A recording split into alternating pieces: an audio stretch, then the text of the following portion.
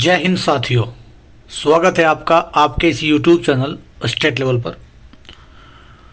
दोस्तों, आज का हमारा टॉपिक रहेगा बंगाल का गवर्नर या बंगाल का गवर्नर जनरल, भारत का गवर्नर जनरल या भारत का वायसराय।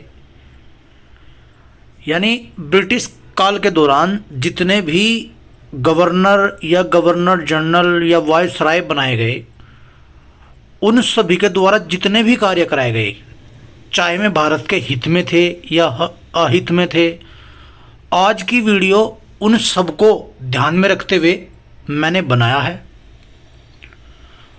और अगर आपने आज का वीडियो पूरा देख लिया तो मैं उम्मीद करता हूँ एग्ज़ाम की दृष्टि से लगभग 10 से 20 महत्वपूर्ण प्रश्न आपके तैयार हो जाएंगे। बस आपको एक काम करना होगा, आज का वीडियो अंत तक देखना होगा, क्योंकि जितने भी गवर्नर या गवर्नर जनरल भारत में आए, उन्होंने बहुत से महत्वपूर्ण कार्य हमारे कराए जो हमारी परीक्षा में बार बार पूछे जाते हैं। और सबसे पहले मैं आपको एक बात बता दूं, ये जो मेरा नोट्स है दोस्तों, ये मैंने लगभग कई किताबों से तैयार किया है, जिसमें ल्यूसेंट दृष्टि की बुक है, परीक्षावाणी की बुक है। अब हम पढ़ते हैं तो सोचते हैं कौन सा प्रकाशन बेहतर है, तो मैंने उन सभी प्रकाशनों को इसमें ऐड किया है। आप चेक भी कर सकते हैं, लूसेंट को उठाकर देख सकते हैं, परीक्षावाणी को उठाकर देख सकते हैं। बस आपको आज का वीडियो देखना होगा बड़े ध्यान से कि आखिरकार हम कहाँ अपना टाइम लगा रहे हैं, क्या डाटा अच्छा भी है, क्या परीक्षा के लिए महत्वपूर्ण भी है। केवल आप ये पूरा वीडियो देखिए और उसके बाद मुझे बताइए कमेंट करके कि ये जो आपका डाटा है वास्तव में काफ़ी अच्छा है। तो आइए शुरुआत करते हैं। सबसे पहले बात करते हैं बंगाल के गवर्नर की। दोस्तों, कल मैंने बताया था आपसे कि बंगाल का पहला गवर्नर रॉबर्ट क्लाइव था दोस्तों, जो 1773 के रेगुलेटिंग एक्ट के माध्यम से बनाया गया था। रॉबर्ट क्लाइव के दो कार्यकाल देखने को मिलते हैं। सबसे पहला 1757 से 60 और 1765 से 67। दोस्तों, अब यहाँ पर क्या क्या हमको सीखने को मिलेगा, आज मैं आपसे बड़े ध्यान से और बड़े इत्मीनान से आप इसको देखिएगा। तो चलिए देखते हैं। रॉबर्ट क्लाइव बंगाल का पहला गवर्नर था जो बार बार परीक्षा में पूछा जाता है। इसने खुद को कहा कि भाई मैं स्वर्ग से उत्पन्न हूँ। यह एग्जाम में क्वेश्चन आता है कि किसने खुद को ये कहा कि मैं स्वर्ग से उत्पन्न सेनानायक हूँ। तो दोस्तों, वो रॉबर्ट क्लाइव था। इसका टाइम पीरियड दो बार देखने को मिलता है, 1757 से 60 और 1765 से 67। अब आप भली भांति परिचित हैं, पिछली वीडियो में मैंने बताया था कि 1765 अर्थात 12 अगस्त 1765 और 16 अगस्त 1765, इन दो तारीखों में दो संधियां होती हैं महत्वपूर्ण, जिनको हम आधुनिक भारत में इलाहाबाद की संधि के नाम से जानते हैं। अब सबसे पहले तो मैं आपको इलाहाबाद की संधि क्लियर कर दूं, वास्तव में संधियों के बीच क्या क्या हुआ था और क्या क्या हमें देखने को मिलता है। पहले बात करते हैं इलाहाबाद की प्रथम संधि की। प्रथम संधि की बात बता दूं, प्रथम संधि के दौरान गवर्नर हमारा रॉबर्ट क्लाइव और दूसरी तरफ शाह आलम द्वितीय। अब इसमें होता क्या है, आपको बिल्कुल सीधे या सरल शब्दों में समझना है। अंग्रेजों को हमसे चाहिए थी बंगाल, बिहार, उड़ीसा की दीवानी। अब उन्होंने हमसे दिया कच्चा लालच कि आप हमें क्या कीजिए, आप हमें इलाहाबाद और कड़ा हम आपसे लेते हैं और बंगाल के नवाब को दे देंगे, केवल आप हमें बंगाल, बिहार और उड़ीसा की दीवानी दे दो। इस बात का क्या मतलब है, अगर आपकी समझ में नहीं आए तो दोबारा बताता हूं।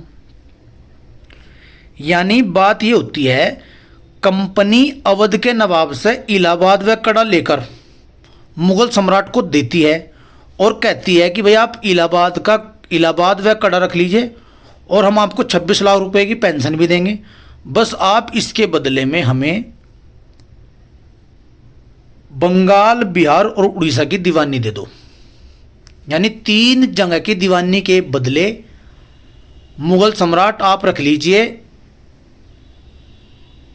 इलाहाबाद व कड़ा और 26 लाख रुपए की पेंशन। ये तो बात होती है पहली संधि के दौरान। दूसरी संधि के तहत क्या होता है?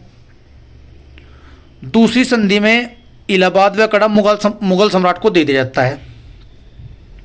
लेकिन इस बार क्या होता है, जो अवध का नवाब होता है उस पर हर्जाने के रूप में 50 लाख रुपए और चुनार का किला कंपनी कहती है कि भैया आप पे 50 लाख रुपए का जुर्माना और जो चुनार का किला है आप हमें दीजिए,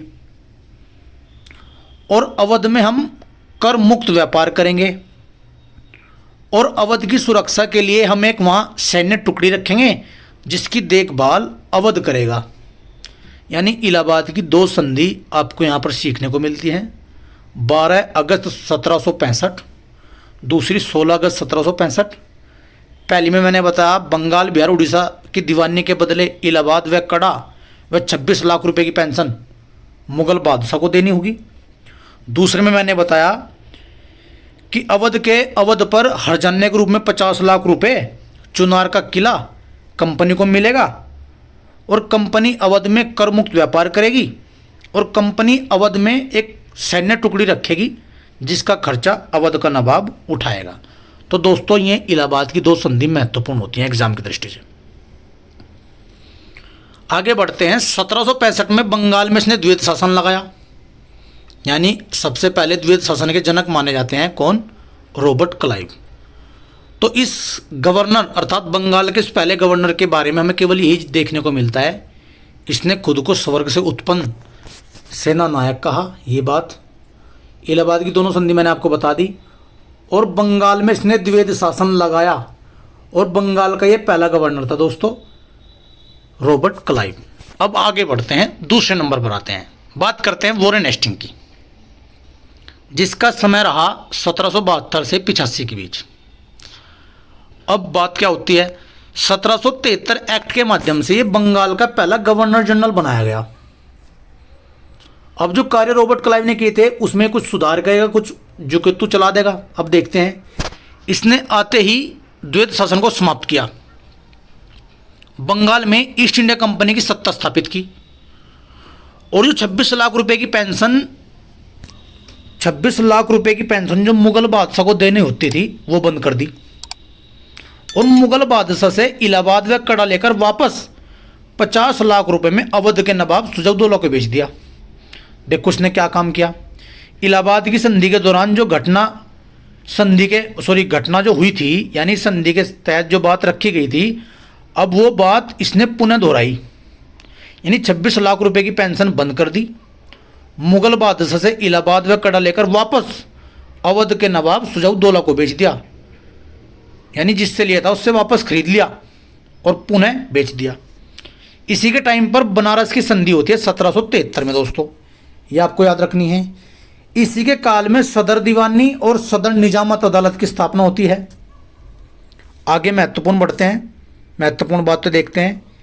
इसी के समय आंग्ल मराठा युद्ध जो 1775 से 82 में होता है। देखो मैं बार बार आपको युद्धों का जिक्र करूंगा, आपको ध्यान रखना है। आंग्ल मराठा युद्ध 3 होते हैं। सबसे पहले यहाँ लिखा हुआ है 1775 से 82। दूसरा आपको याद रखना है 1803 से 1805, और तीसरा आंग्ल मराठा युद्ध आपको याद रखना है 1817 से 18। यानी 3 युद्ध हुए आंग्ल मराठा के 1775 से 82, 1803 से 5 और 1817 से 1818। जो पहला युद्ध है इनमें से वो वॉरेन हेस्टिंग के टाइम पे होता है। इसी के समय द्वितीय आंग्ल मैसूर युद्ध होता है 80 से 84। अब आंग्ल मैसूर युद्ध भी 4 होते हैं दोस्तों, उनमें से दूसरा यहाँ पर होता है जिसके तहत मंगलोर की संधि होती है। जबकि ये जो आंग्ल मराठा युद्ध है इसके दौरान सालबाई की संधि हुई थी 1782 में। आगे बढ़ते हैं। ठीक इसी क्रम में इसके समय पर 1781 में कलकत्ता में एक मदरसे की स्थापना होती है। 1782 में जोनाथन डंकन ने एक संस्कृत विद्यालय की स्थापना की, और 1784 में the Asiatic society of Bengal William Jones ने इसकी स्थापना की। और भगवत गीता का अंग्रेजी अनुवाद चार्ल्स विल्किंस ने इसी के समय पर दोस्तों किया।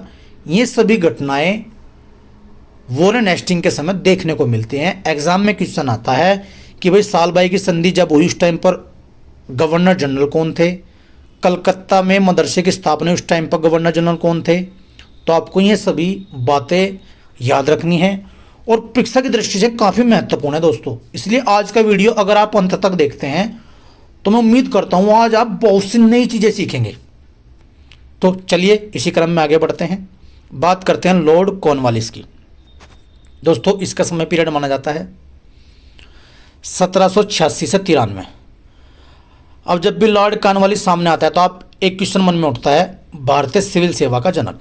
बिल्कुल, इसने एक कोड स्थापित किया 1793 में जिसका नाम इसने रखा कॉर्नवालिस कोड। इसने शक्तियों का पृथक्करण एक सिद्धांत दिया, रेवेन्यू बोर्ड की स्थापना की, उच्च प्रशासनिक पद पर भारतीयों की नियुक्ति बंद की। देखो ये एक भारत के अहित में कार्य किया। और जो तृतीय मैसूर युद्ध है, मैं फिर कहूँगा आपसे 4 मैसूर युद्ध आपको देखने को मिलते हैं। दूसरा अभी हमने पढ़ा। पहले की बात करें 67 से 69 यानी 1767 से 69, दूसरे वाला 80-84, तीसरा यहाँ पर लिखा हुआ है 90 से 92 जिसमें रंगपट्टनम की संधि होती है, और चौथा होता है 1799 में जिसमें टीपू सुल्तान की मौत हो जाती है। तो रंगपट्टनम की संधि होती है 1792 में। इसी के टाइम पर अस्थायी बंदोबस्त, बंगाल बिहार पूरे भू राजस्व का 10/11 भाग कंपनी लेती थी और 1/11 जो जमींदार होता था वह रख लेता था, और कुल 19% भूभाग पर ये अस्थायी बंदोबस्त लगाया जाता था। और अस्थायी बंदोबस्त जब लगाया गया था तो उस टाइम पर लॉर्ड कॉर्नवालिस का शासन था दोस्तों। तो लॉर्ड कॉर्नवालिस के समय में ये घटनाएं देखने को मिलती हैं। देखो वैसे तो सभी यूट्यूब पर दुनिया भर की क्लास भरी पड़ी हैं, कोई कहीं से पीपीटी उठा रहा है, कोई कहीं से पढ़ा रहा है, लेकिन मेरा कहना आपसे सिर्फ इतना है, मेरा बिल्कुल सिंपल और साधारण तरीका है पढ़ाने का। मैंने लगभग 3 से 4 बुक से जितना भी डाटा, अच्छा डाटा इकट्ठा किया और लिखा। ये मेरा सब बनाए हुए नोट्स हैं जिनके माध्यम से मैं आपको पढ़ा रहा हूँ दोस्तों। और उम्मीद करता हूँ इन्हीं नोट से आपकी आने वाली जितनी परीक्षाएं हैं सभी में क्वेश्चन आएंगे। बस आप विश्वास करके इनको बार बार देखो और एक क्रमबद्ध तरीके से अपने दिमाग में इनको सेट कीजिए। तो अब आगे बढ़ते हैं सर जॉन शोर, जिसका समय माना जाता है 1793 से 98। इसके समय दोस्तों 1793 का चार्टर एक्ट पास हुआ। 1795 में खुर्दा का युद्ध हुआ निजाम और मराठों के बीच। इसने तटस्थ नीति अपनाई और शिशु वध प्रतिबंध अधिनियम इसके समय आया था 1795 में दोस्तों। तो ये सब घटनाएं इसी के समय देखने को मिलती हैं। अब आगे बढ़ते हैं लॉर्ड वेलेस्ली। 1798 से 1805 का इसका टाइम पीरियड माना जाता है। सहायक संधि प्रणाली के लिए इनको जाना जाता है। जब भी सहायक संधि का जिक्र होता है तो लॉर्ड वेलेस्ली माइंड में आता है। अब सहायक संधि स्वीकार करने वाला पहला आप जानते हैं हैदराबाद है, और इसने खुद को बंगाल का शेर कहा। जिस प्रकार रॉबर्ट क्लाइव ने खुद को स्वर्ग से उत्पन्न सेनानायक कहा, ठीक इसने भी खुद को स्वयं को बंगाल का शेर कहा। चौथा आंग्ल मैसूर युद्ध इसके समय होता है। फोर्ट विलियम कॉलेज की स्थापना होती है और भारतीय प्रेस पर सेंसरशिप लागू की जाती है। देखो भारतीय प्रेस से क्वेश्चन मेरे याद आ जाता है, मैंने पिछली वीडियो में आपको बताया था, आपको कमेंट करके जवाब देना है। और देखते हैं आप कितने अच्छे से वीडियो देख रहे हैं। आपको बताना है भारत में छापाखाना या प्रेस की शुरुआत किन्होंने की, या किन की वजह से भारत में प्रेस या छापाखाना आया दोस्तों। तो आपको याद करके बड़े ध्यान से कमेंट में जवाब देना है इस पहले प्रश्न का। आगे बढ़ते हैं। दूसरे नंबर पर फिर लॉर्ड कॉर्नवालिस आ जाता है, जिसकी 1805 में पुनः मृत्यु, यानी इसका ये दूसरा कार्यकाल था। ये इतना इंपॉर्टेंट नहीं हो जाता है, लेकिन आप देखते हैं सर जॉर्ज बार्लो 1805 से 7, इसने हस्तक्षेप नीति का कड़ाई से पालन किया और उसके टाइम पर राजपुरा घाट की संधि 1805 में होती है और द्वितीय आंग्ल मराठा युद्ध इसके समय समाप्त होता है। मैंने बताया था आपसे 3 युद्ध मैंने मराठा के बताए थे, 75 से 82, 3 से 5, 1803 से 5, और तीसरा युद्ध मैंने बताया था 1817 से 1818 दोस्तों। अब बात करते हैं 8वें नंबर पर लॉर्ड आते हैं लॉर्ड मिंटो प्रथम, जिनका समय माना जाता है 1807 से 1813। अब इनके समय क्या महत्वपूर्ण घटना देखने को मिलती है। सबसे पहले महत्वपूर्ण घटना ये सामने आती है कि इनके समय अंग्रेजों के साथ संधि होती है सिक्कों की, यानी 25 अप्रैल 1809 में रणजीत सिंह व अंग्रेजों के साथ एक संधि होती है। एग्जाम में क्या आता है कि भाई अप्रैल की संधि, अमृतसर की संधि किन किन के मध्य होती है? अंग्रेज और रणजीत सिंह के मध्य होती है। कब होती है? 1809 में होती है। अब इसी के समय चार्टर एक्ट 1813 पारित होता है। आगे बढ़ते हैं, अगले क्रम पे लॉर्ड आते हैं लॉर्ड हेस्टिंग्स, जिनका समय माना जाता है 1813 से 1823 तक। अब इन्होंने हस्तक्षेप नीति समाप्त की। इनके समय आंग्ल नेपाल युद्ध होता है दोस्तों, मोस्ट इंपोर्टेंट एग्जाम में आता है। आंग्ल नेपाल कब होता है युद्ध? 1814 से 16, जो 1816 की सुगोली की संधि से समाप्त होता है। अब आपने क्वेश्चन पढ़ा होगा, एसएससी जीडी का फेवरेट क्वेश्चन है दोस्तों ये, पिंडारियों का दमन किसने किया? रेलवे में कई बार आ चुका है क्वेश्चन। तो लॉर्ड हेस्टिंग। एक वीर मूवी आई थी दोस्तों सलमान खान वाली, उसमें इसी लॉर्ड हेस्टिंग का जिक्र है दोस्तों, आप उसको देखिएगा, वहाँ पर आता है पिंडारियों का दमन इसी ने किया था दोस्तों। बात करते हैं 1820 में मद्रास में रैयतवाड़ी व्यवस्था लागू किसने? 1818 में सिने ही पेशवा पद को खत्म किया। और जो मोस्ट इंपोर्टेंट बात आती है दोस्तों इसके समय, काश्तकारी अधिनियम 1822 में इसी के समय आता है दोस्तों। आगे बढ़ें और देखते हैं 10वें नंबर पर लॉर्ड आते हैं लॉर्ड एमहर्स्ट, जिसका समय माना जाता है 1823 से 28। इसके समय पर प्रथम आंग्ल बर्मा युद्ध होता है। अब देखो 1824 से 26 प्रथम आंग्ल बर्मा युद्ध, जो 1826 की यांडबू की संधि से खत्म होता है। देखो इन लॉर्ड गवर्नर जनरल के माध्यम से जितनी भी घटनाएं भारत में घटित हुई, आज मैंने वे सभी इसमें लिए हैं दोस्तों। और मैं फिर आपको बार बार कह रहा हूं, अगर आप ये वीडियो पूरा देख लेंगे तो बहुत सी चीजें नहीं सीख लेंगे। बस आप थोड़ा सा ध्यान लगाकर वीडियो देखिए, हो सकता है आपके ज़्यादा पसंद ना आए, लेकिन जब हम पढ़ते हैं या नोट्स बनाकर पढ़ते हैं तो हमारा पढ़ने का तरीका दोस्तों यही होता है, क्योंकि हम अपने नोट्स से पढ़ते हैं, पहले उनको लिखते हैं, बनाते हैं, अलग अलग बुक का अध्ययन करते हैं। लेकिन आपको एक ही जगह 4 बुक का एक कंबाइंड डाटा मिल जाएगा, तो आपको और क्या चाहिए? तो आप केवल इसको देखिए। आगे देखें, 1824 में बैरकपुर छावनी में विद्रोह हुआ इसके समय। लेकिन अब बात करते हैं 11वें नंबर पर जो सबसे महत्वपूर्ण आते हैं लॉर्ड विलियम बेंटिंग, जिनको भारत का प्रथम गवर्नर जनरल कहा जाता है 1828 से 35 के समय। अब ये क्वेश्चन एग्जाम में आएगा कि भाई भारत का प्रथम गवर्नर जनरल किस एक्ट के माध्यम से बना? मैंने कल की वीडियो में बताया था 1833 एक्ट के माध्यम से बना। सती प्रथा जो खत्म की थी धारा 17 के अनुसार राजा राम मोहन राय के साथ मिलकर इन्होंने अहम भूमिका निभाई। आगे देखें, ठगी प्रथा को समाप्त करने में महत्वपूर्ण भूमिका अदा की। शिशु व बालिका हत्या पर प्रतिबंध लगाया। नरबली प्रथा समाप्त की। आगरा प्रेसिडेंसी का निर्माण कराया। सभी न्यायालयों में फारसी के स्थान पर स्थानीय भाषा या अंग्रेजी भाषा को महत्वता दी। तो देखो कितनी महत्वपूर्ण बात इसके समय देखने को मिलती है। लॉर्ड विलियम बेंटिंग 1833 एक्ट के तहत भारत के प्रथम गवर्नर जनरल बने। और ये जाने जाते हैं, जब भी कोई जिक्र होता है ठगी प्रथा या सती प्रथा, तो तुरंत मन में क्वेश्चन क्लिक करता है कि भाई उस समय कौन लॉर्ड गवर्नर जनरल थे। तो आपको याद रखना है उस टाइम पर lord William Bentinck governor general थे दोस्तों। चलिए आगे देखते हैं, चार्ल्स मैटकोप।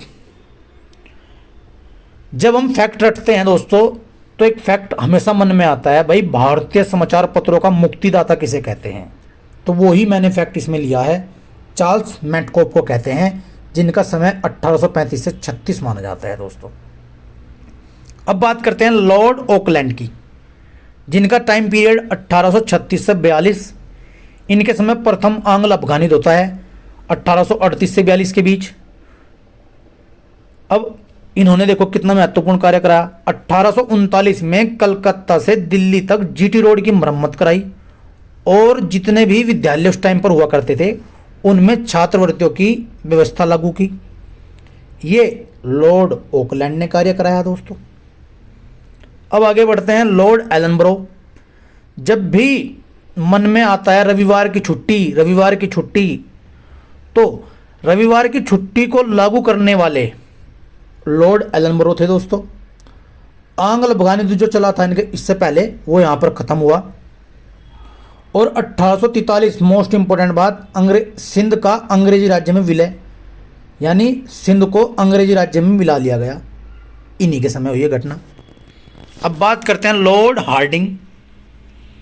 प्रथम आंग्ल सिख युद्ध 1845 से 46 इन्हीं के दौरान होता है। नरबली प्रथा और सती प्रथा का अंत। अब देखो ये क्वेश्चन घुमा देगा आपको, एग्जाम में क्वेश्चन आता है कि भाई नरबली प्रथा या सती प्रथा का अंत किसने किया, तो आप तुरंत जाएंगे कि लॉर्ड विलियम बेंटिंग। लेकिन अगर ऑप्शन में वो नहीं आया फिर क्या होगा, तो आपको फिर लगाना है लॉर्ड हार्डिंग, यानी लॉर्ड हार्डिंग प्रथम। इनके समय भी 2 घटनाएं इन पर कार्य किया गया दोस्तों। तो एग्जाम में आज के समय में ऐसे ही क्वेश्चन आ रहे हैं जो हम केवल रटाए जाते हैं, लेकिन वो घुमाकर क्वेश्चन पूछ लेता है। तो आपको ये भी याद रखना है कि लॉर्ड हार्डिंग के समय भी नरबली प्रथा और सती प्रथा का अंत किया गया दोस्तों। चलिए लॉर्ड डलहौजी की बात कर लेते हैं। 1848 से 56 का इनका टाइम पीरियड रहा और ये वही लॉर्ड डलहौजी हैं। जब भी भारत में ट्रेन का जिक्र होता है, रेल का जिक्र होता है, तो तुरंत मन में लॉर्ड डलहौजी का नाम आता है दोस्तों। आता है नहीं आता है? अब देखो कैसे आता है। इनके समय में ब्रिटिश साम्राज्य का सर्वाधिक विस्तार हुआ। सबसे पहली बात तो ये सीखने की है। दूसरी बात यह है कि द्वितीय आंग्ल सिख युद्ध इन्हीं के समय होता है। और सबसे महत्वपूर्ण बात, 1849 में पंजाब का विलय इनके समय होता है। अगली बात, सेकंड आंग्ल बर्मा युद्ध इनके समय होता है। अब अगली बात यह है दोस्तों, इन्होंने चलाई थी राज्य हड़प नीति। अब हड़प नीति पे क्वेश्चन बनते हैं। एक तरफ जगह दे देगा, एक तरफ साल दे देगा, पूछ लेगा किस साल कौन सी जगह हड़पी गई। तो हड़प नीति के अनुसार कुछ क्रम आपको देखने को मिलते हैं। पूछा जाता है कि सहायक संधि से स्वीकार करने वाला पहला राज्य तो हैदराबाद था, लेकिन हड़प नीति के अनुसार पहला स्वीकार करने वाला सतारा था दोस्तों। कौन था? सतारा, 1848 में। जैतपुर 1849 और संबलपुर, जबकि 1850 बगहात, 1853 में अपना झांसी यूपी वाला, और 1852 में उदयपुर, और अवध 1856 में, जिसको इन्होंने कुशासन का आरोप लगाकर हड़प लिया था। अब यहाँ से क्या क्वेश्चन बनते हैं आपको याद रखना है। क्वेश्चन आता है एग्जाम में, सतारा, जैतपुर, नागपुर एक साइड दे देगा और इधर के साल दे देगा, पूछ लेगा कौन सा किस साल हड़पा गया। अवध को कैसे हड़पा, अवध को कुशासन का आरोप लगाकर हड़पा। तो ये सभी क्वेश्चन देखने को मिलते हैं। आगे बढ़ते हैं। 1852 में इनाम कमीशन की स्थापना इसने की। पहली बार, देखो कितना खास बात होती है, पहली बार 1853 में बंबई से थाने के बीच 34 किलोमीटर ट्रेन चलाई गई। पहली बार डाक टिकट जारी किया गया। कलकत्ता से आगरा के बीच तार सेवा चली 1853 में। मोस्ट इंपोर्टेंट बात दोस्तों, इसी के समय शिक्षा के क्षेत्र में वुड डिस्पैच आप पढ़ते हैं बीएड बीटीसी के दौरान, वो इस टाइम पर आया था दोस्तों। और सेना का मुख्यालय शिमला किया गया। अंग्रेजी साम्राज्य की राजधानी शिमला बनाई गई। ग्रीष्मकालीन राजधानी शिमला बनाई गई। और लोक निर्माण विभाग की स्थापना दोस्तों इन्हीं के टाइम पर की गई थी। यानी लॉर्ड डलहौजी के समय इतनी घटनाएं हमें देखने को मिलती हैं। एग्जाम में क्वेश्चन आता है कि ट्रेन किसके समय चलाई गई, डाकतार सेवा किसके समय चलाई गई, वुड डिस्पैच किसके समय चलाया गया। तो ये सभी बातें आज इस वीडियो से आपकी सभी बातें क्लियर हो जाएंगी। बस आपको विश्वास करके वीडियो देखनी होगी अंत तक। ठीक है, आगे बढ़ते हैं। अब बात आ जाती है भारत के वायसराय की। 1856 में सबसे पहले वायसराय बनते हैं लॉर्ड कैनिंग। और आप जानते हैं 56 या 1857, एग्जाम में क्वेश्चन एक और बनता है कि भाई 1857 की क्रांति के समय वायसराय कौन थे। तो आप भली भांति परिचित हैं, लॉर्ड कैनिंग थे। इन्होंने ही, कल मैंने बताया था 1858 का जो क्राउन भारत में आया था, क्राउन का शासन हो गया था, इन्होंने ही उस प्रमाण पत्र या जो वो फरमान था वो पढ़कर सुनाया था। एग्जाम में क्वेश्चन आता है कि महारानी विक्टोरिया का क्या बोलते हैं उसे, प्रमाण पत्र या फरमान किसने पढ़कर सुनाया था? तो दोस्तों लॉर्ड कैनिंग ने सुनाया था। ये क्वेश्चन एग्जाम में आता है। इसे भारत का अंतिम गवर्नर जनरल और प्रथम वायसराय बोलते हैं।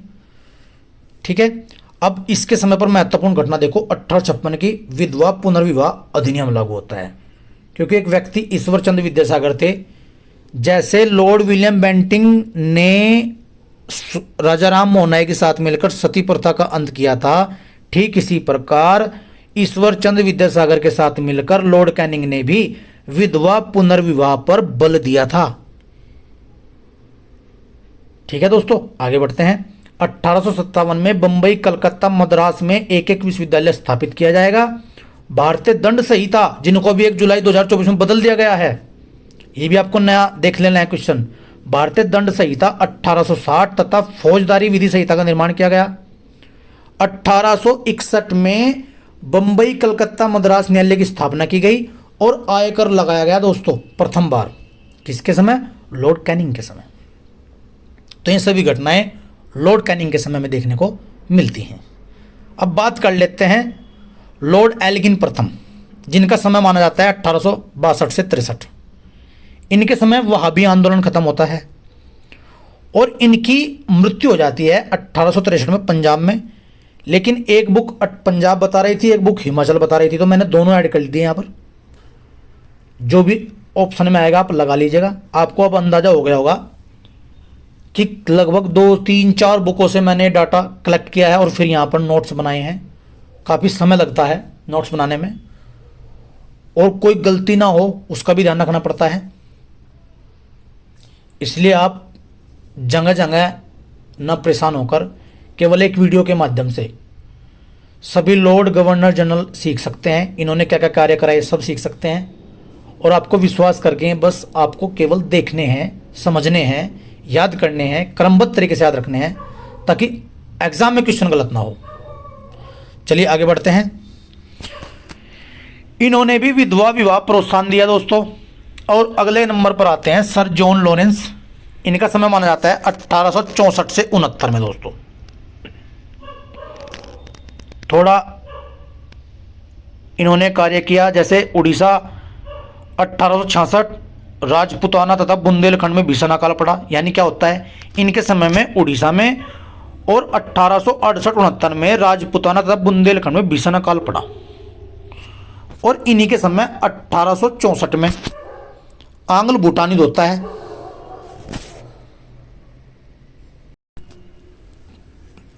तो दोस्तों आंग्ल भूटान युद्ध हो जाता है। अकाल आयोग का गठन इनके समय होता है हेनरी कैंपबेल के नेतृत्व में। दूसरी बात जो मोस्ट इंपोर्टेंट बात देखने को मिलती है, 1865 में इनके समय भारत व यूरोप के बीच पहली समुद्री टेलीग्राफ सेवा शुरू होती है। ये महत्वपूर्ण बात है दोस्तों। आगे बढ़ते हैं, लॉर्ड मेयो की बात करते हैं। 1869 से 72 का इनका समय है। और जब भी जनगणना की बात आती है तो मन में लॉर्ड मेयो का नाम ना आता है। अब इन्होंने क्या क्या कार्य किए देखते हैं। 1870 में वित्तीय विकेंद्रीकरण का जनक माना जाता है। प्रथम बार जनगणना, कृषि विभाग की स्थापना इन्होंने की। मेयो कॉलेज की स्थापना अजमेर में इन्होंने की।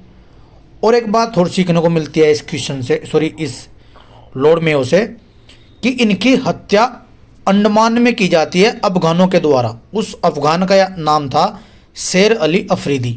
8 फरवरी 1872 में ही इनकी मृत्यु हो जाती है।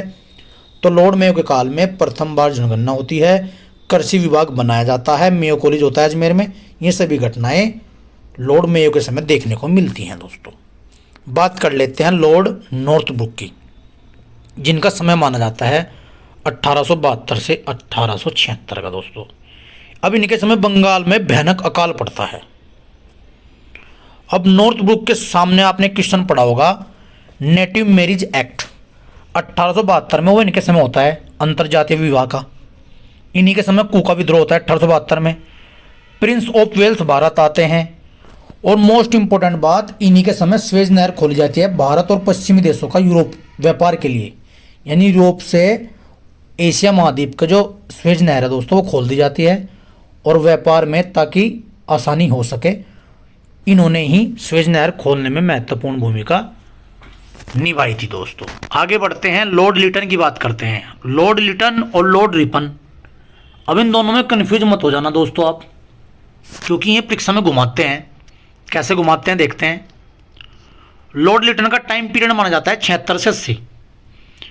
ये प्रसिद्ध उपन्यासकार और साहित्यकार थे। इनको ओवन मेरिडिथ कहते हैं। बंबई, मद्रास, हैदराबाद, मध्य भारत, पंजाब में इन्हीं के समय अकाल पड़ता है, काफ़ी गहरा अकाल पड़ता है। रिचर्ड स्ट्रेची की अध्यक्षता में 1878 में ये एक अकाल आयोग का गठन करते हैं। ये बात देखने को मिलती है।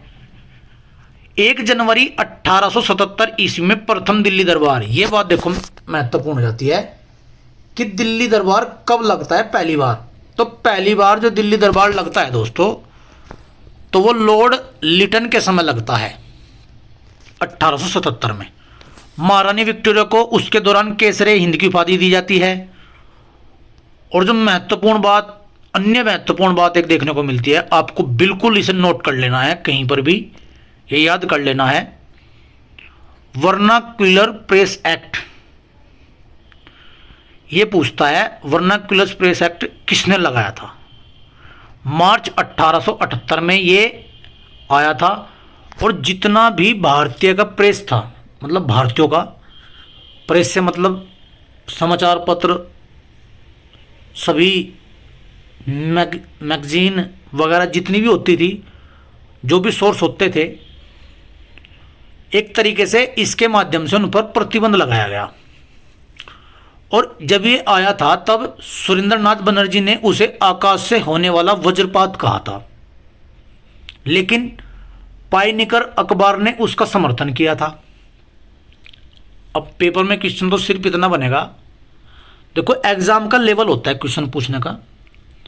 यदि आप एसएससी जीडी यूपी पुलिस का एग्जाम दे रहे हैं, वहाँ पूछ लेगा कि भाई वर्नाक्युलर प्रेस एक्ट किसने चलाया था। अब अगर आप यूपी पीएससी आरओ या पीसीएस की परीक्षा दे रहे हैं, वहाँ वो इसको स्टेटमेंट में पूछता है, लॉर्ड लिटन ने वर्नाक्युलर प्रेस एक्ट चलाया, सुरेंद्रनाथ बनर्जी ने इसे आकाश से होने वाला वज्रपात कहा, पाइनिकर अखबार इसके समर्थन में थे या नहीं थे, निम्न में से कितने कथन सही हैं या गलत हैं।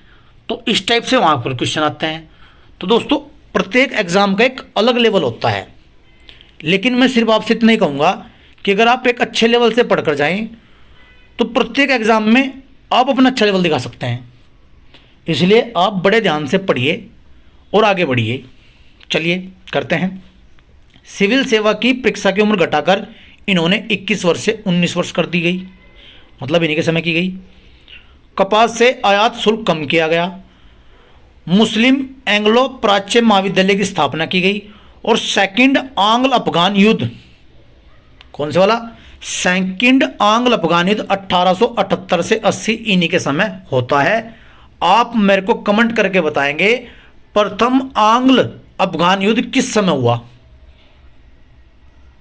मैं बता चुका पहले, लेकिन आपको कमेंट करके भी बताना है।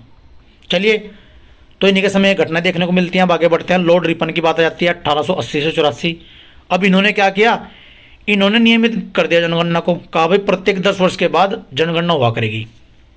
और इनके समय प्रथम कारखाना अधिनियम आया दोस्तों।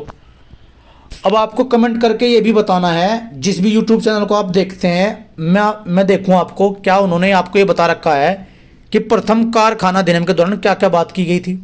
तो आपको मुझे कमेंट करके ये भी बताना है कि प्रथम कारखाने अधिनियम के दौरान क्या कंडीशन लगाई गई थी। आपको ये तो याद हो गया कि 1881 में प्रथम कारखाना अधिनियम आया था। लेकिन मेरा पूछना आपसे ये है कि प्रथम कारखाना अधिनियम कब आया, सॉरी कब आया तो मैंने बता दिया, उसके दौरान क्या क्या कंडीशन लगाई गई थी, ये आपको कमेंट करके बताना है। बात करते हैं, वर्नाक्यूलर प्रेस एक्ट को उन्होंने खत्म किया। सिविल सेवा की परीक्षा की उम्र 19 से 21 इन्होंने दोबारा कर दी। स्थानीय शासन की शुरुआत इन्होंने की। और 1882 में प्रारंभिक शिक्षा के सुधार हेतु इन्होंने हंटर आयोग आया इन्हीं के समय। इल्बर्ट बिल मोस्ट इंपोर्टेंट दोस्तों। अब इल्बर्ट बिल क्या होता था दोस्तों, एक तरीके से बताऊं आपको सीधे रूप में, उस टाइम पे जितने भी ब्रिटिश न्यायाधीश होते थे वे अपनी मनमानी से न्याय देते थे और भारतीय न्यायाधीशों का कोई जगह अपने बीच नहीं रखते थे। यानी भारतीय न्यायाधीशों का कोई न्याय में अपने हिसाब से नहीं करते थे। तो इसके फेवर में हमारे न्यायाधीश उनके खिलाफ एक धरना प्रदर्शन करते हैं, जिसके तहत ये एक इल्बर्ट बिल पारित करते हैं। तो ये घटना आपको कमेंट करके बतानी है कि इल्बर्ट बिल के क्या फायदे या नुकसान हुए, जिसको श्वेत विद्रोह कहते हैं। आपको कमेंट करना है। वैसे तो क्वेश्चन मैंने बता दिया, इल्बर्ट बिल 2 फरवरी 1883 में पारित हुआ। इसको श्वेत विद्रोह भी कहते हैं, लेकिन आपको इसके गुण या दोष आपको बताने हैं कमेंट में। अब इनको भारत का उद्धारक कहते हैं, यानी फ्लोरेंस नाइटिंगेल ने इनको भारत का उद्धारक भी कहा। एग्जाम में क्वेश्चन आएगा, किसने लॉर्ड रिपन को भारत का उद्धारक कहा, तो फ्लोरेंस नाइटिंगेल ने। इसी तरह के आजकल एग्जाम में क्वेश्चन आ रहे हैं दोस्तों। अब हम इनको कभी पढ़ते तो नहीं है, अब फिर कहते हैं भाई एग्जाम में क्वेश्चन ये तो हमारा पढ़ा हुआ नहीं आया, एग्जाम बहुत हार्ड आ गया, एग्जाम काफ़ी टफ था, एग्जाम तो कुछ भी समझ में नहीं आया एग्जाम में क्या करना है क्या नहीं। क्योंकि हमने अपने पढ़ाई का लेवल थोड़ा सा छोटा कर लिया है दोस्तों। हम 1-2 बुक पढ़ते हैं और कहते हैं भाई एग्ज़ाम निकल जाएगा, लेकिन ना, वर्तमान समय में जितने भी एग्ज़ाम आजकल हो रहे हैं उन्होंने अपना लेवल बढ़ाया है। तो मैं आपसे उम्मीद करता हूँ आप भी अपना लेवल बढ़ाएं, और यदि आप ये वीडियो फॉलो करेंगे तो उम्मीद है आपका लेवल बढ़ जाएगा। इस बात की गारंटी मैं स्वयं लेता हूँ। चलिए आगे बढ़ते हैं। अब बात करते हैं लॉर्ड डफरिन। जब कांग्रेस के गठन की बात आती है तो तुरंत कहते हैं लॉर्ड डफर, लॉर्ड डफर। अब कैसे हुआ? 1885 में जब कांग्रेस बनती है तो वह समय था लॉर्ड डफरिन का, जिनके समय तृतीयांगल बर्मा युद्ध होता है, कृषक अधिनियम आता है, अवध कृषक अधिनियम आता है, पंजाब कृषक अधिनियम आता है। तीनों दिन मिलकर समय आते हैं दोस्तों, मोस्ट इंपोर्टेंट तीनों बात। और कांग्रेस की स्थापना के समय होता है लॉर्ड डफरिन के समय, ये भी बात आपको याद रखनी है। अब बात करते हैं लॉर्ड लैंसडाउन की, जिनका समय है 1888 से 94। इनके समय महत्वपूर्ण घटना ये देखने को मिलती है कि भारत और अफगानिस्तान के बीच एक डूरन रेखा 1893 में जब बाउंड्री रेखा है यानी सीमा रेखा है उसको स्थापित किया जाता है। 1891 में, अभी जो 1881 में हमने प्रथम कारखाना अधिनियम पढ़ा, अब दूसरा कारखाना अधिनियम इनके टाइम पर आता है। और आप एक एक्ट पढ़ते हैं एज ऑफ कंसेंट एक्ट 1891 में, जिनमें इन्होंने विवाह की उम्र 12 वर्ष कर दी थी और जिसका विरोध किया था बाल गंगाधर तिलक ने। और इन्हीं के समय 1893 में एक आयोग बनता है जिसका नाम था दोस्तों अफीम आयोग। ये बात भी आपको देखने को मिलती है, ये वाली बात भी, लॉर्ड लैंसडाउन दोस्तों, ये बात आपको याद रखनी है। आगे बढ़ते हैं, बात कर लेते हैं लॉर्ड एल्गिन द्वितीय की, जिनका समय माना जाता है 1894 से 99। इन्होंने कहा कि भाई तलवार के बल पर शासन करेंगे और तलवार के बल पर ही हम भारतीयों की रक्षा करेंगे। 1895 से 98 इनके समय में मध्य उत्तर प्रदेश, बिहार, पंजाब, मध्य प्रदेश, इनके समय ही अकाल पड़ता है। और 1896 में मुंबई में इनके शासनकाल में ही प्लेग की घटना देखने को मिलती है। इन्हीं के समय 1895 में एक वेलिबी आयोग बनता है जो भारतीय व्यय की जांच करता है। और मोस्ट इंपॉर्टेंट बात, 1899 में मुंडा विद्रोह होता है इनके समय।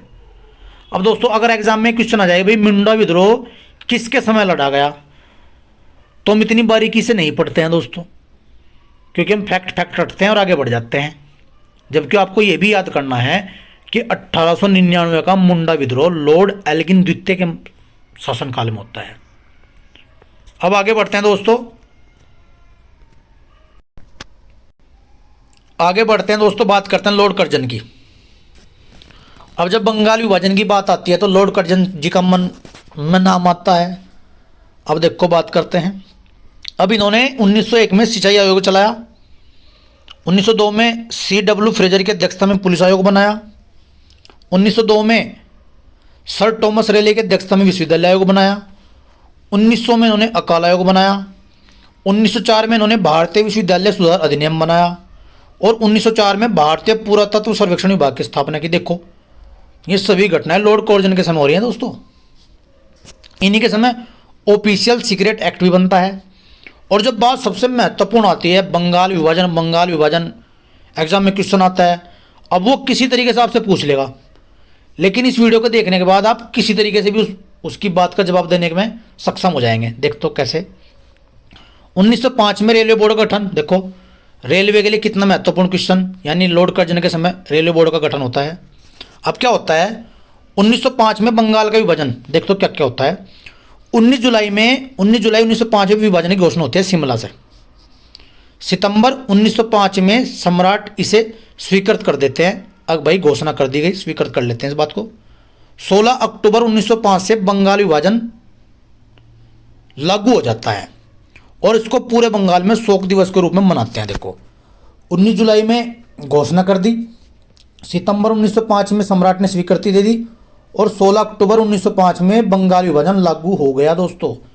अब अगर एग्जाम में क्वेश्चन आ गया कि बंगाल विभाजन, आपको तो केवल 1905 पता है, लेकिन आप आज सीख जाएंगे भाई 19 जुलाई भी है, 16 अक्टूबर की भी डेट देखने को मिलती हैं। तो एग्जाम में आप केवल 1905 मत याद करके जाइएगा, आपको तो तारीख भी याद करनी होगी। तो इसके साथ होता क्या है, बंगाल का विभाजन हो जाता है, दो भागों में बढ़ जाता है। एक को पूर्वी बंगाल और असम प्रांत कहते हैं और एक को पश्चिम बंगाल कहते हैं। पूर्वी बंगाल या असम प्रांत की जो मुख्यालय बनाते हैं ये ढाका बनाते हैं और वहाँ का गवर्नर बना देते हैं ब्लूफील्ड फुलर को, जबकि पश्चिम बंगाल का गवर्नर बनाते हैं एंड्रयू फ्रेजर को, जिसकी राजधानी कोलकाता बना देते हैं। और ये एक नारा देते हैं फूट डालो और राज करो। ये सभी घटनाएं लॉर्ड कर्जन के समय हमने देखने को मिलती हैं दोस्तों। अब आगे बढ़ते हैं दोस्तों, चलिए आगे बढ़ें। अब बात करते हैं लॉर्ड मिंटो द्वितीय की, जिनका समय माना जाता है 1905 से 1910। अब 1906 में मुस्लिम लीग, आप बार बार देखते हैं मुस्लिम लीग की घटना। आगा खां और सलीम खां के द्वारा मुस्लिम लीग की स्थापना की जाती है ढाका में। 1908 में समाचार पत्र अधिनियम आता है। 1909 में मोर्ले मिंटो सुधार अधिनियम आता है और राजेंद्र प्रसाद ने लॉर्ड मिंटो को पाकिस्तान का जन्मदाता कहा है दोस्तों। ये फैक्ट एक बार एग्जाम में पूछा गया है कि किसने लॉर्ड मिंटो को पाकिस्तान का जन्मदाता कहा है, तो हमारे प्रथम राष्ट्रपति डॉक्टर राजेंद्र प्रसाद जी ने पाकिस्तान का जन्मदाता कहा है दोस्तों। 1909 में मदन लाल ढींगरा को फांसी दी गई इन्हीं के समय, क्योंकि मदन लाल ढींगरा ने कर्जन वायली की हत्या का प्रयास किया था। 22 जुलाई 1908 में बाल गंगाधर तिलक को 6 वर्ष की सजा दी गई इन्हीं के समय। मुस्लिमों के लिए अलग पृथक निर्वाचन प्रणाली व्यवस्था की गई, वो भी इन्हीं के समय होती है। तो एग्जाम में तो ये क्वेश्चन आता है कि जब बाल गंगाधर तिलक को फांसी सजा हुई, उस टाइम पे किसका शासन था, यानी लॉर्ड गवर्नर जनरल कौन थे। तो उस टाइम पर आपको याद रखना है, उस टाइम पर लॉर्ड मिंटो द्वितीय थे दोस्तों। चलिए आगे बढ़ते हैं। लॉर्ड हार्डिंग द्वितीय 1910 से 16। मोस्ट इंपॉर्टेंट घटना, दिल्ली राजधानी कब बनी, कलकत्ता से स्थानांतरित कब हुई, तो आज आपके क्लियर हो जाएगा। 12 दिसंबर 1911 में ब्रिटेन सम्राट भारत आते हैं और दूसरा दिल्ली दरबार लगता है। पहला 1 जनवरी 1877 में लगा था, दूसरा 1911 में लग रहा है। 1911 में बंगाल विभाजन रद्द हो जाता है। पूछते हैं भाई बंगाल विभाजन कब रद्द होता है। 1912 में राजधानी कलकत्ता से दिल्ली बनती है, मोस्ट इंपोर्टेंट बात। 23 दिसंबर 1912 में लॉर्ड हार्डिंग पर बम फेंका जाता है, जिसकी जिम्मेदारी अनुशीलन समिति लेती है। उनके जितने मेंबर थे किसी को फांसी होती है, किसी को सजा हो जाती है। 28 जुलाई 1914 में प्रथम विश्व युद्ध शुरू हो जाता है इन्हीं के समय। और इन्हीं के समय बॉम्बे क्रॉनिकल फिरोज शाह मेहता एक अपनी पत्रिका निकालते हैं, प्रताप पत्रिका गणेश शंकर विद्यार्थी निकालते हैं। और ये ही लॉर्ड हार्डिंग द्वितीय ही बनारस के यानी बनारस हिंदू विश्वविद्यालय के पहले कुल अधिपति बनाए जाते हैं दोस्तों। अगर एक हिसाब से कहूं तो जो उस टाइम का वायसराय या गवर्नर जनरल, या एक तरीके से गवर्नर जनरल, वायसराय या खाली गवर्नर जो उस समय के हैं दोस्तों, वो आज वर्तमान के राष्ट्रपति हैं, यानी उस पद के ही समकक्ष हैं दोस्तों ये आज। क्योंकि आपको पता होगा जितने भी बड़े विश्वविद्यालय होते हैं उनके कुल अधिपति राष्ट्रपति को बनाते हैं। तो देखो हूबहू वही क्रम चलता आ रहा है। बस आगे चलते हैं, बात करते हैं लॉर्ड चैम्सफोर्ड की। मॉन्टेग्यू चैम्सफोर्ड आप पढ़ते हैं। एसपी सिन्हा प्रथम गवर्नर बनाते हैं भारतीय, जो कि बिहार में बनाए जाते हैं। अप्रैल 1919 में रोलेट एक्ट पारित होता है इनके समय। 1919 में मॉन्टेग्यू चैम्सफोर्ड सुधार आता है। द्वैध शासन लगता है प्रांतों में। लखनऊ अधिवेशन, लखनऊ पैक्ट जिसे बोलते हैं, इन्हीं के समय होता है। उत्तर प्रदेश किसान सभा 1918 में इन्हीं के समय होती है। 1916 में पूना में महिला विश्वविद्यालय की स्थापना होती है दोस्तों। यहीं अगर मैं आपको बताऊं, होम रूल लीग अप्रैल में बाल गंगाधर तिलक बनाते हैं। आगे चलकर सितंबर में एनी बेसेंट जी बना लेते हैं 1916 में होम रूल लीग, आपको ये भी याद रखने हैं। 1917 में सैंडलर आयोग आता है। चंपारण की घटना देखने को मिलती है। खेड़ा आंदोलन की घटना मिलती है। और 20 अगस्त 1917 के सुधारों को मॉन्टेग्यू घोषणा सुधार कहते हैं। 13 अप्रैल 1919 में जलियांवाला हत्याकांड होता है। तृतीय अफगान युद्ध होता है इसी के समय। अवध किसान सभा बनाई जाती है। और 1920 में एम एन रॉय भारतीय कम्युनिस्ट पार्टी की स्थापना करते हैं ताशकंद में। और इसी समय अमृतसर अधिवेशन होता है 1919 में, जिसकी अध्यक्षता मोतीलाल नेहरू जी करते हैं। तो दोस्तों कितनी घटनाएं मैंने इसमें अंकित की हैं। अगर आप बड़े ध्यान से वीडियो देखोगे तो लगभग 100 से 150 प्रश्न आपके तैयार हो जाएंगे। बस आपको केवल ये वीडियो ध्यान से देखनी है। और उम्मीद करता हूं एक पूरे आधुनिक भारत का एक क्विक रिवीजन आपको हो जाएगा यदि आप बड़े ध्यान से इस वीडियो को देखेंगे। वैसे तो देखने को तो काफ़ी वीडियो यूट्यूब पर अवेलेबल हैं, मैं ऐसा नहीं कह रहा हूँ यही, लेकिन ये ऐसी वीडियो है कि आपको 4 बुक ना पढ़ के उन चारों का एक कॉम्बिनेशन पढ़ लोगे आप। ठीक है दोस्तों, चलिए आगे बढ़ते हैं। लॉर्ड रीडिंग का टाइम माना जाता है 1921 से 26 ईस्वी। ये पहले यहूदी वायसराय थे दोस्तों। अब क्या होता है, 1 नवंबर 1921 को प्रिंस ऑफ वेल्स का दोबारा आगमन होता है और पूरे भारत में हड़ताल हो जाती है, यानी लॉर्ड रीडिंग के समय। मोपला विद्रोह इनके समय होता है। चोरी चोरा कांड इनके समय होता है, जिसके तहत असहयोग आंदोलन वापस ले लेते हैं गांधी जी, आपको पता होगा 1922 में। 1923 में चित्तरंजन दास और मोतीलाल नेहरू ने स्वराज पार्टी की स्थापना के समय की थी। और 9 अगस्त 1925 में काकोरी ट्रेन एक्शन इन्हीं के समय होता है। और पूछता है उस ट्रेन का क्या नाम था, तो उस ट्रेन का नाम था 8 डाउन ट्रेन, पूछा जाता है दोस्तों ये। और 1922 में इलाहाबाद व लंदन दोनों जगह आईसीएस परीक्षा कराने का निर्णय लिया जाता है लॉर्ड रीडिंग के समय दोस्तों। ये बात आपको याद रखनी होगी। और अब बात कर लेते हैं लॉर्ड इरविन की।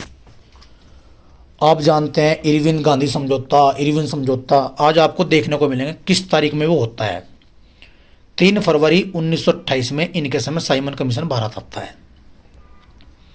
1929 में इन्हीं के समय केंद्रीय असेंबली पर बम फेंकते हैं।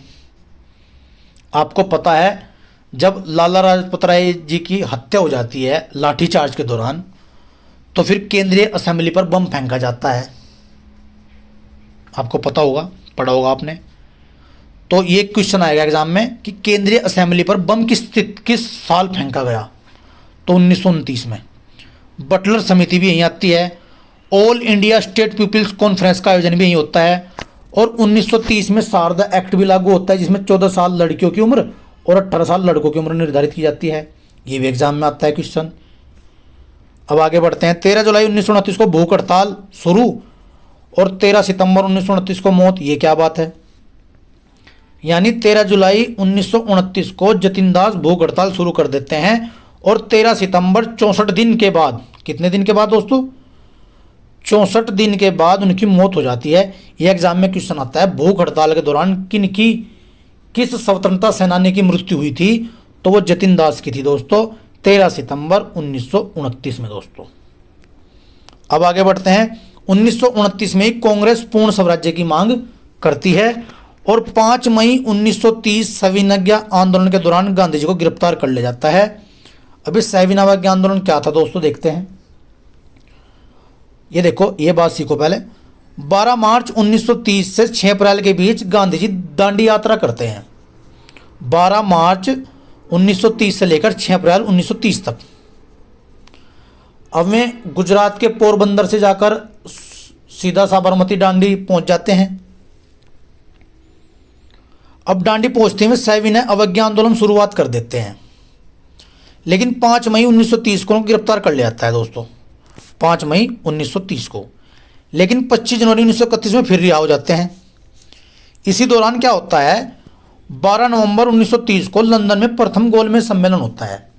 अब आप एक क्वेश्चन पढ़ते हैं कि भाई किस गोलमेज सम्मेलन में, तीनों गोलमेज सम्मेलन में किसने भाग लिया, गांधी जी किस में गए, तो ये क्वेश्चन भी आपको देखने को मिलता है। तो यहाँ पर एक क्वेश्चन बड़े ध्यान से आपको सुनना है। तीनों गोलमेज में शामिल होने वाले जो व्यक्ति थे वे थे भीमराव अम्बेडकर जी, और उन्हीं के साथ थे तेज बहादुर सप्रू। लेकिन अगर क्वेश्चन आ जाए कि दूसरे में कांग्रेस की तरफ से किसने भाग लिया था, तो महात्मा गांधी जी ने। अब महात्मा गांधी जी पहले में क्यों नहीं गए, क्योंकि महात्मा गांधी इस दौरान तो जेल में थे, वो कैसे चले जाते। अब 5 मई 1930 को सविनय अवज्ञा आंदोलन द्वारा गांधी जी को गिरफ्तार कर लिया गया। चलिए आगे बढ़ते हैं। लेकिन देखो 25 जनवरी 1931 को तो रिहा किए गए, लेकिन जो गोलमेज सम्मेलन हो रहा है वो 12 नवंबर 1930 को हो रहा है, यानी पहले गोलमेज सम्मेलन में गांधी जी जा ही नहीं पाए। 4 मार्च 1931 में गांधी इरविन समझौता है और सविनय स्थगित हो जाता है। 1931 में ही राष्ट्रपति भवन का उद्घाटन होता है। एडविन लुटियंस और हर्बर्ट बेकर उसके स्थापत्यकार थे दोस्तों, ठीक थे। आगे बढ़ते हैं। अब बात करते हैं लॉर्ड वेलिंगटन की। 1931 से 36 का टाइम पीरियड माना जाता है।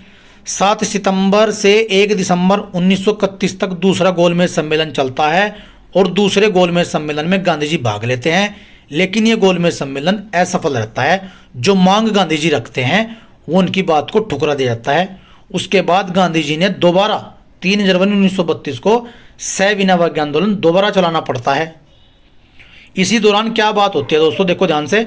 16 अगस्त 1932 में रैमजे मैकडोनाल्ड सांप्रदायिक पंचायत की घोषणा कर देते हैं, और इस पंचायत की मदद से कहा जाता है कि दलितों का अलग प्रतिनिधित्व होगा। जब दलितों का अलग प्रतिनिधित्व होगा तो इससे गांधी जी निराश हो जाते हैं। गांधी जी निराश होकर आमरण अनशन पर बैठ जाते हैं। जब वो आमरण अनशन पर बैठते हैं, इसी के दौरान फिर क्या होता है, 24 सितंबर 1932 को गांधी जी और भीमराव अम्बेडकर के बीच एक समझौता होता है, जिसे पूना समझौता कहते हैं। इस समझौते के दौरान दलितों को भी साधारण वर्ग का आरक्षण मिल जाता है, और ठीक इसके बाद तृतीय गोलमेज सम्मेलन होता है 17 नवंबर से 24 दिसंबर 1932 में दोस्तों। ये सभी घटनाएं देखो, क्या आपको पूरा आधुनिक रिकॉल नहीं हो रहा है दोस्तों आपको? इसलिए मैं बार बार एक ही बात कर रहा हूं, आप ये वीडियो तक लास्ट तक देखते रहिए, आपको बहुत सी चीजें सीखने को मिलेंगी। चलिए आगे बढ़ते हैं। अब बात करते हैं लॉर्ड लिनलिथगो, 1936 से 44। इनके समय सेकेंड विश्व युद्ध होता है 1939 से 44 में। 1940 का अगस्त प्रस्ताव आता है। क्रिप्स मिशन इनके समय आता है। भारत छोड़ो आंदोलन, ऑपरेशन जीरो ओवर आपको याद आता है, इन्हीं के समय होता है। मार्च 1940 में लाहौर का दिवस होता है, जिसमें पाकिस्तान की पहली बार मांग की जाती है। 1 मई 1939 को फॉरवर्ड ब्लॉक की स्थापना सुभाष चंद्र बोस जी करते हैं इन्हीं के समय, और पहली बार चुनाव कराए जाते हैं, आम चुनाव। 11 प्रांत थे चुनाव के कुल, लेकिन 8 प्रांत में से 6 प्रांत पर बहुमत हासिल करती है कांग्रेस। जो मैं 8 प्रांत थे बता देता हूँ कौन से थे। बॉम्बे, मद्रास, बिहार, संयुक्त प्रांत, मध्य प्रांत, उड़ीसा और उत्तर पश्चिमी प्रांत और असम। इन सभी क्षेत्रों में इनमें से 8 में से 6 तो पूर्ण बहुमत हासिल करते हैं और 2 को समर्थन सरकार बना लेते हैं। अब आगे बढ़ते हैं। 18वें नंबर पर आता है लॉर्ड वेवेल, जिनका टाइम पीरियड माना जाता है 1944 से 1947 तक। इनके समय शिमला समझौता होता है, कैबिनेट मिशन आता है 1940 का, नौ सैनिक विद्रोह होता है, और क्लीमेंट एटली भारत को स्वतंत्र करने की घोषणा कर देते हैं दोस्तों। ये लॉर्ड वेवेल के समय घटना होती है। अब बात करते हैं सबसे अंतिम गवर्नर जनरल, भारत के अंतिम गवर्नर जनरल ब्रिटिश। देखते हैं इनके समय क्या क्या घटना होती है। ये ब्रिटिश भारत के अंतिम व स्वतंत्र भारत के प्रथम वायसराय थे। 3 जून 1947 को माउंटबेटन योजना इन्हीं के समय आती है और 15 अगस्त 1947 को भारत स्वतंत्र हो जाता है और भारत और पाकिस्तान 2 अलग राष्ट्र बन जाते हैं इसी के समय। तो दोस्तों, आज की इस वीडियो से अगर आपने अंत तक इस वीडियो को देखा होगा तो मैं उम्मीद करता हूँ आपने बहुत कुछ नया सीखा होगा। तो आप इस चैनल से जुड़ें और दिन प्रतिदिन में अच्छा डाटा आपके समक्ष लाता रहूँगा। बस आप इस वीडियो को देखें, ज़्यादा कुछ ना कहते हुए बस आपसे एक ही विनती करता हूँ, अगर आपको ये चैनल पसंद आए तो आप इसको लाइक सब्सक्राइब कीजिए, शेयर कीजिए। बस इतना ही कहूँगा। धन्यवाद दोस्तों, पढ़ते रहिए, आगे बढ़ते रहिए दोस्तों। धन्यवाद।